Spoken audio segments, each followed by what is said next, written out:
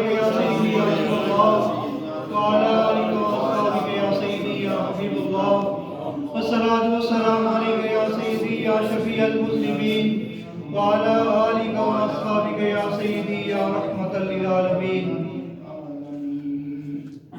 انتہائی عزت و احترام کے لائق محترم خواجہ غلام سرور چشتی صابری مدد العالی، بزرگان دین، وہ ہستیاں ہیں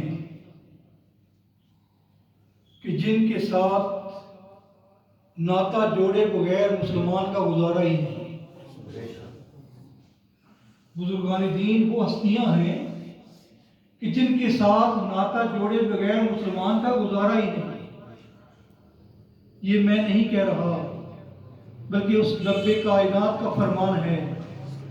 اس کی پاک کلام بیان کرتی ہے کہ یا ایھا الذین آمنوا اتقوا اللہ،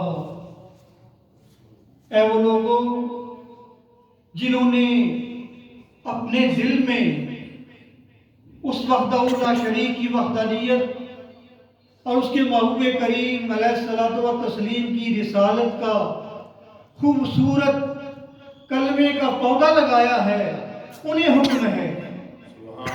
گویا پتہ یہ چلا کہ مسلمان کو یہ حکم ہے. جس نے بھی پڑھا ہے لا الہ الا اللہ محمد رسول اللہ صلی اللہ علیہ وسلم، اسے یہ حکم ہے.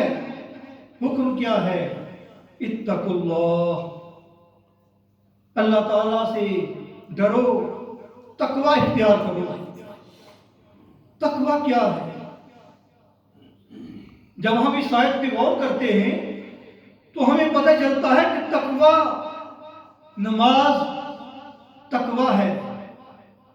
کون سی نماز؟ کہ جس نماز کے بارے میں سرکار دو عالم صلی اللہ علیہ وسلم ارشاد فرماتے ہیں کہ اے میرے غلاموں، نماز پڑھا کرو. نماز وہ کام ہے جو تمہارے اور تمہارے رب کے درمیان ایک واسطہ ہے.